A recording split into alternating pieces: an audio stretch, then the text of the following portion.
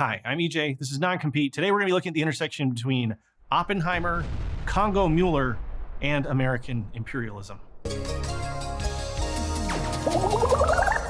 In 1965, two East German documentary filmmakers, Walter Henowski and Gerhard Scheumann, impersonated a West German television crew to interview Major Siegfried Mueller, also known as Congo Mueller, an infamous mercenary commander who had served Nazi Germany as an officer during World War II and later developed notoriety for directly ordering horrific war crimes against Congolese Civil War rebels from 1960 to 1965.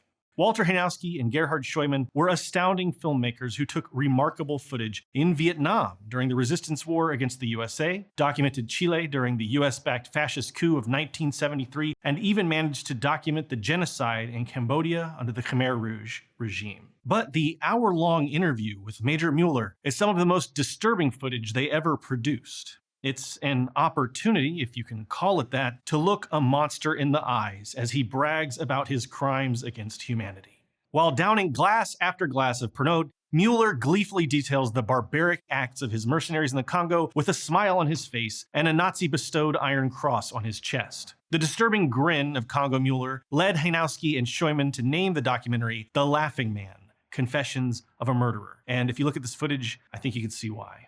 Masi hat Totenköpfe, die abgefressen waren von Insekten, von Würmern und sonst weiter.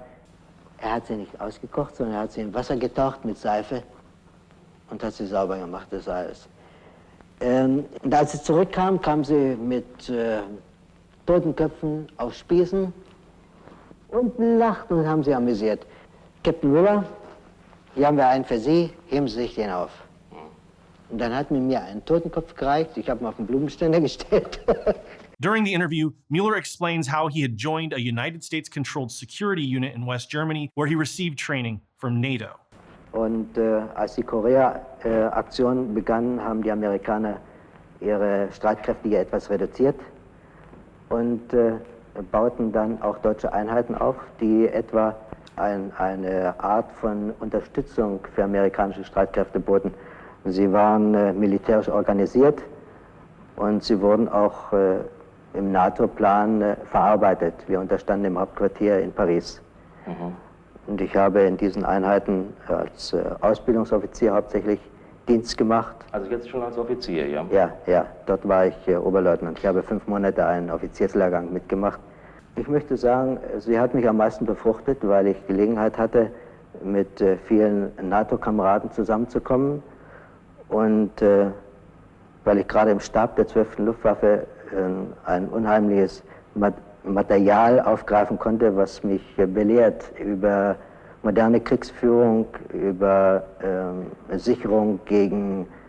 Next, he tells us the story of his move to South Africa in 1962, praising the open racism of the apartheid regime. Ich weiß nicht, ob Sie mal Gelegenheit hatten, in meine vielen Fotoalben zu sehen. Die Farben von Südafrika, das ist Kitsch. Wenn Sie es richtig nehmen. Kann man gar nicht so gut erfinden. Nein. Kann man gar nicht so gut erfinden. Wie war zum Beispiel das Verhältnis der weißen Bewohner zu den eingeborenen Schwarzen? Und diese Gruppen sind also ganz streng auseinandergeteilt. Man könnte fast sagen, so wie im Dritten Reich in Deutschland die Juden und die Deutschen. Ungefähr. Die Schwarzen versehen alle untergeordnete Positionen. Es gibt in der weißen Gesellschaft keinen Schwarzen. Das heißt also, in der Administration des Staates, in der Verwaltung der Betriebe, nirgends erscheinen Schwarze in führenden Positionen. Also sagen wir mal, ein Bantu, das ist ein Neger, darf nicht eine Position in einem staatseigenen Betrieb einnehmen. Selbst wenn er den Doktorgrad hat, er ist nicht dazu befähigt oder in der Lage, berechtigt vielmehr. Man gibt ihm nicht die Möglichkeit. Wir Weißen haben in Südafrika einen unglaublichen Lebensstandard. Was man hier in Deutschland beispielsweise als Haus für 200.000 Mark bekommt, erhält man dort für 30.000 oder 40.000 Mark. From there, we learned that Mueller joined an outfit of mercenaries in Congo in 1964 to provide military support to Colonel Joseph Desiré Mobutu's reactionary government, where Mueller and his fellow mercenaries tortured and massacred Congolese civilians and took skulls and bones from victims as gruesome souvenirs. Mueller cynically states in the interview that he was fighting to defend Western values and the interests of the West through his atrocities, but it becomes increasingly clear that his true interest is in maintaining a white supremacist stranglehold on Africa and the rest of the imperialized world, and as we discover through audio recordings which came into the possession of the filmmakers, Mueller just enjoyed killing Congolese people in cold blood.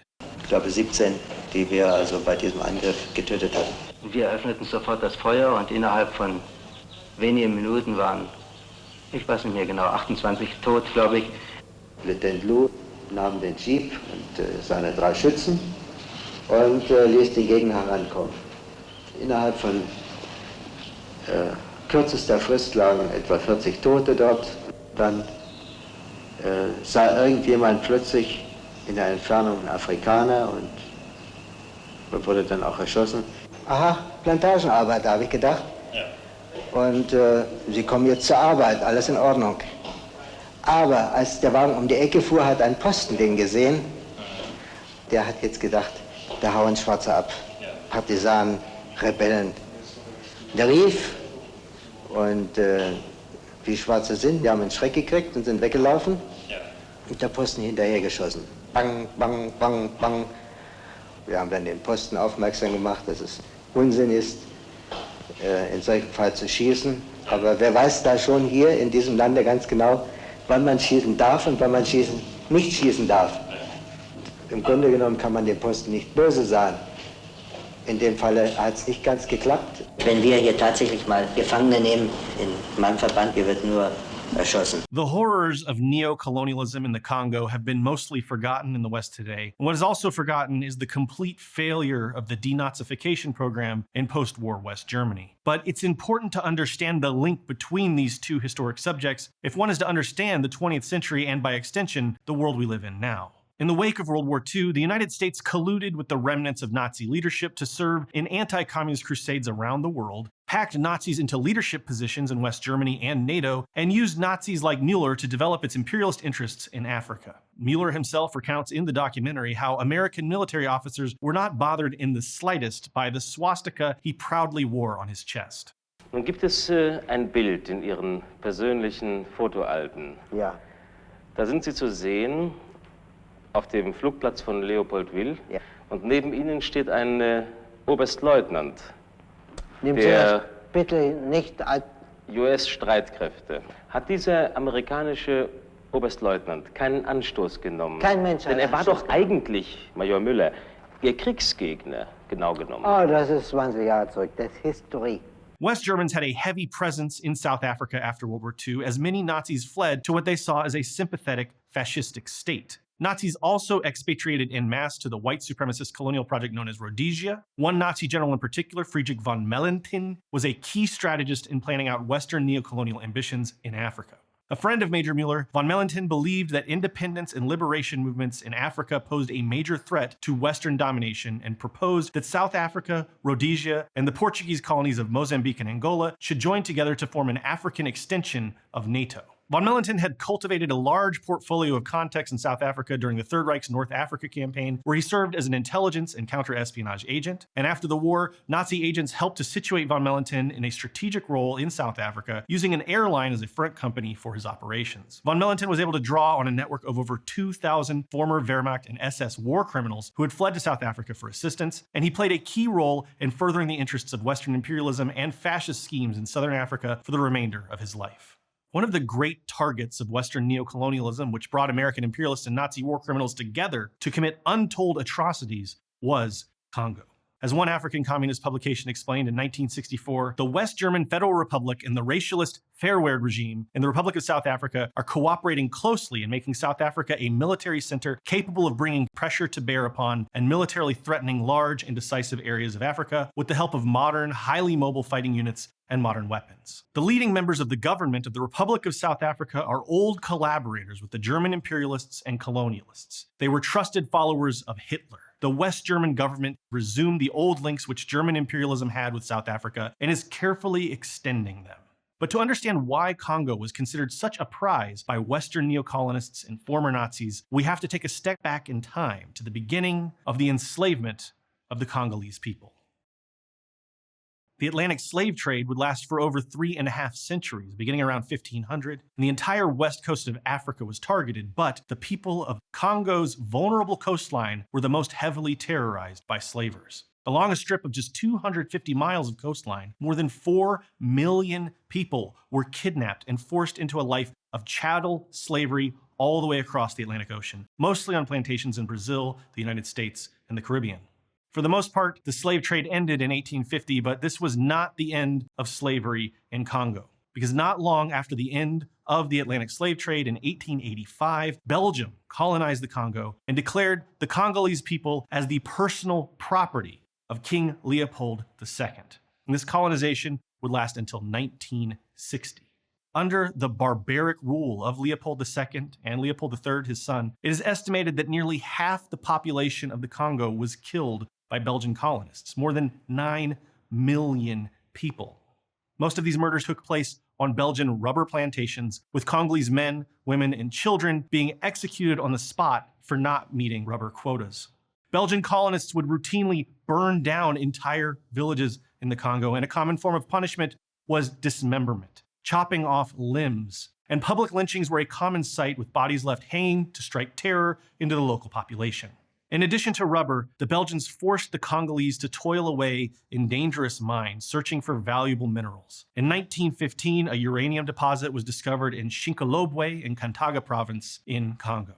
And this discovery marked Congo as the richest known source of uranium in the world, a dubious honor, and a fact which would be of keen interest to the Western Allies in 1938, when nuclear fission was discovered at the dawn of World War II.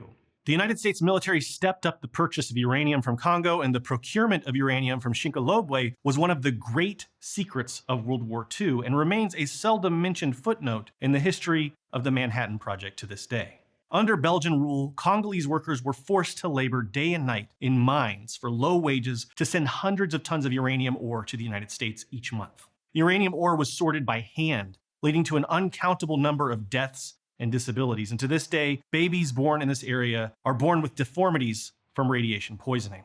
Although Belgium was officially neutral at the start of the war, the Nazis invaded Belgium on May 10, 1940, and King Leopold III surrendered personally to the Nazis after just 18 days. However, the Belgian colonial administration in Congo remained loyal to a Belgian government in exile, which had been established in London, keeping Congo's resources largely out of the hands of the Third Reich. Thus, the Shinkolobwe uranium mine remained a valuable resource for the USA and its Manhattan Project, led by Robert Oppenheimer. In an article called The Dark History Oppenheimer Didn't Show, journalist Nofine Mputubwele relates the disturbing history of the Manhattan Project's imperialist project in Congo. As Mputubwele writes, in a recurring scene meant to symbolize the inching along of the scientists' efforts, Oppenheimer fills an empty glass bowl with marbles representing the amount of uranium that has been successfully mined and refined. First, one at a time, then in handfuls. But there's no mention in the film of where 2/3 of that uranium came from. A mine 24 stories deep, now in Congo's Katanga, a mineral-rich area in the southeast. As the marbles steadily filled the bowl on screen, I kept seeing what was missing. Black miners hauling earth and stone to sort piles of radioactive ore by hand. Conditions in the Congolese uranium mines during wartime were particularly harsh. As Mputubwele writes, in the Belgian mining towns, as elsewhere, the Congolese were unable to move freely without permits or to vote. Workers had to be home by 9 p.m. lest they suffer harsh consequences. Pay was terrible, but by 1941, though natives were excluded from unions, black workers at several mines began organizing for higher wages and better labor conditions. On December 7, 1941, the very day the Japanese launched their attack on Pearl Harbor, Congolese miners began a mass strike across Katanga. The mining company agreed to talks, and according to Mputubwele, the next morning the mine workers showed up to the local soccer stadium to negotiate with the company and the colonial governor of Katanga. According to conflicting reports, between 800 and 2,000 strikers attended. The company offered a verbal agreement to raise wages, and one historian describes it as the first expression of open protest in the social history of Congo. But when a Congolese worker named Leonard Mpoye demanded written confirmation of the wage raise, the colonial government insisted the crowd go home. I refuse, Mpoye said. You must give us some proof that the company has agreed to raise our salaries. I have already demanded that you go to the office to check, replied the governor, Amor Maron. He then pulled a gun from his pocket and shot Mpoye point blank. Soldiers opened fire from all directions. The mine workers poured out of the stadium. Roughly 70 people died, about 100 were injured. And the next morning, a company loudspeaker summoned everyone back to work. It was about a year later, in September of 1942, that the Manhattan Project came into full swing and Robert Oppenheimer was placed in charge of building the bomb. The Congo began filling up with American spies who stuck around to ensure that the Manhattan Project's supply of uranium would not be interrupted. The U.S. Army Corps of Engineers occupied the Shinkolobwe mine, and its location was wiped clean from maps. Miners were forced to work around the clock, and from 1938 to 1944, fatal accidents in the mines more than doubled. It wasn't just uranium that the United States demanded from the Belgian colony. Congolese also toiled, suffered, and died to produce rubber, copper, and various other raw materials for the American war effort. And finally, in August of 1945, the United States military dropped a bomb filled with Congolese uranium on Hiroshima. Now, after World War II, the Belgian colonialists understood that they would not receive U.S. support for colonial rule in Congo if they did not share uranium resources with the USA. However, the U.S. government continued to promote direct plunder of uranium in the Congo without going through the colonial apparatus in Belgium, and eventually, Belgium had to hand over control of uranium directly to the USA. According to Jean Bellet, a Congolese nuclear physicist, radioactive isotopes continue to contaminate Shinkolobwe to this day. Radioactive solids enter the water, crops, the trees, the soil, the animals, and they get to the humans. Of course, the United States never recognized the sacrifices made by Congolese miners to contribute to the building of the atom bomb. But they did recognize Edgar Senghir, the capitalist owner of the mine who sent countless Congolese miners to their deaths in pursuit of uranium.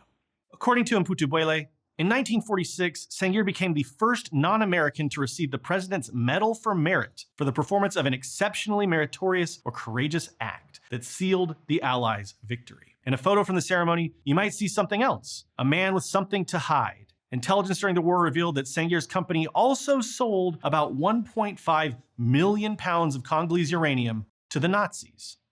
On August 29, 1949, the Soviet Union secretly conducted its first nuclear weapons test, and before long, the cat was out of the bag. The commies had the bomb. This spurred on massive demand pressure from the United States for uranium in Congo, and by 1951, the total amount of uranium purchased by the United States was 3,686 tons, of which 2,792 tons came from Congo. So, it was sort of a big deal when Congo gained independence from Belgium in 1960. And this was promptly followed by a series of political intrigues and rebellions, and long story short, Congo was no longer a guaranteed asset of the capitalist imperialist West. The new prime minister of now independent Congo was a man named Patrice Lumumba. Lumumba made it clear that he would not give the United States overt control of Congolese uranium mines like his predecessors with the Belgian colonial administrators. And on July 11, 1960, Katanga province, the province which held the massive uranium mines sought after by the West, declared secession under the leadership of a man named Moise Tshombe. Tshombe was backed by Belgian mining corporations and former colonists, and this was obviously a ploy to keep the uranium in the hands of the USA and its Western client states. And then on July 31st, 1960, Prime Minister Lumumba sought help from the Soviet Union in dealing with the secession. And now, hopefully, you can understand why Major Mueller and General von Meltenen, the former Nazis, and their collaborators in the USA, West Germany, and NATO were so intent upon keeping Congo under Western control. Wie kommt es, dass Moise Tshombe, seines Zeichens oder seiner Hautfarbe doch selbst ein Schwarzer? Ein Rabenschwarzer. Ein Rabenschwarzer, ja. Nun seine Finger, wenn ich so sagen darf, in Richtung der Südafrikanischen Union ausstreckte, um dort Bundesgenossen zu werben. Ja, das liegt daran, dass er bereits zu seiner Katanga-Zeit Freiwillige aus Südafrika im Dienste hatte, unter anderem den späteren Lieutenant Colonel Turenne. Außerdem hat sein Vater geschäftliche Anbahnung mit Südafrika gehabt und er stand also gar nicht so negativ Südafrika gegenüber. Und daraus glaube ich, die Schlüsse ziehen zu können, dass er mit Südafrika nicht gerade im feindlichen Stadium sich befand. Also die Hautfarbe spielt eine sekundäre Rolle in diesem Falle. Bei Tshombe auf jeden Fall. Das Geschäftsinteresse eine primäre Rolle. Tshombe als Deutschlandreisender. Geschäftliche Erörterungen im Rhein-Ruhr-Club in Düsseldorf. Gedankenaustausch mit dem Präsidenten der Westdeutschen Bundesrepublik, Dr. H.C. Heinrich Lübke. Within a few weeks, the CIA launched a secret operation to remove Prime Minister Lumumba and replace him with a pro-Western leader. The initial plan was to use poison to assassinate Prime Minister Lumumba and then install a pro-Western military leader, Colonel Joseph Desiré Mobutu, through a military coup. Shortly after, on September 14, 1960, Mobutu successfully launched his coup, and Prime Minister Lumumba was arrested and placed under house arrest by United Nations peacekeeping forces. Mobutu immediately ended diplomatic relations with the Soviet Union, China, and Socialist Czechoslovakia, and after briefly escaping, Prime Minister Lumumba was recaptured and taken on a plane to Elizabethville, the capital of the separatist province of Katanga, and executed by Moise Tshomba's army under the direction of the US and Belgium on January 17, 1961. Lumumba's death sparked outrage around the world. Congo entered a catastrophic and bloody civil war for 5 years, which would kill 2 million people. In 1964, the Simba insurgents, supported by several African countries and Cuba, waged war against government troops and quickly gained control of the eastern region. The CIA once again turned to support Prime Minister Moise Tshombe, providing European mercenaries to suppress Simba forces, and that is how Major Siegfried Congo Mueller came to Congo. The fascist mercenaries, with the clandestine backing of the CIA, the United States military, and other Western powers, claimed victory in 1965, and Mobutu was officially declared the undisputed president of Congo, who built one of the most corrupt regimes in world history and got away with it, so long as he towed the anti-communist line, serving Western interests in the African region. He remained president for 3 decades, ruling by his famous unofficial kleptocratic slogan of "take, but don't take too much." It should come as no surprise that none of this was mentioned at all in the new Oppenheimer movie. You can think of that film as an attempt to reframe the complex maelstrom of international politics which swirled around the Manhattan Project as a cozy little intrigue of individual personalities. And it includes many other distortions as well, such as concealing the fact that Oppenheimer was an ardent supporter of the decision to drop atomic bombs on densely populated cities in Japan instead of dropping one on Tokyo Bay to reduce casualties and, to intimidate the Japanese instead of just murdering people for no reason. He recommended the detonation height for the bomb to have maximum destructive power. And the movie also fails to cover how Oppenheimer became a staunch anti-communist and regularly participated in workshops sponsored by the Congress for Cultural Freedom, a group controlled directly by the CIA to develop anti-communist intellectuals in the USA and Europe. But by now, I guess I'm beginning to digress. The important points I'd like you to take from this video are these. The Manhattan Project was directly responsible for untold suffering through virtual slavery in Congo. Countless Congolese suffered and died and continue to suffer to this day thanks to lingering radiation so that the USA could get its hands on uranium. And the USA worked closely with hideous Nazi war criminals and ruthless dictators to maintain its stranglehold on that supply of uranium. And for my part, I just feel that anytime we talk about the Manhattan Project, that part of the story deserves to be told. If you want to learn more about this subject, and I do suggest you learn more, it's a very important topic and it's not covered very much in Western history textbooks and documentaries. I put a list of resources in the description below. For now, thanks for watching. I'm EJ, this is Non-Compete. Please take care of each other. We'll see you next time. Hello, I'm American Johnson of Non-Compete. Do you like my new shirt featuring the brand new Non-Compete logo? If so, check out non-compete.com/shop, the sponsor of today's video.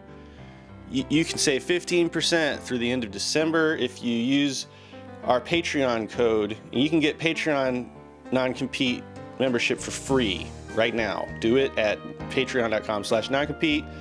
You can also go to camaraderie.co/non-compete, which is really a better website, but they don't have a free tier. But if you want to give us money, use Camaraderie because they're way better. Bye.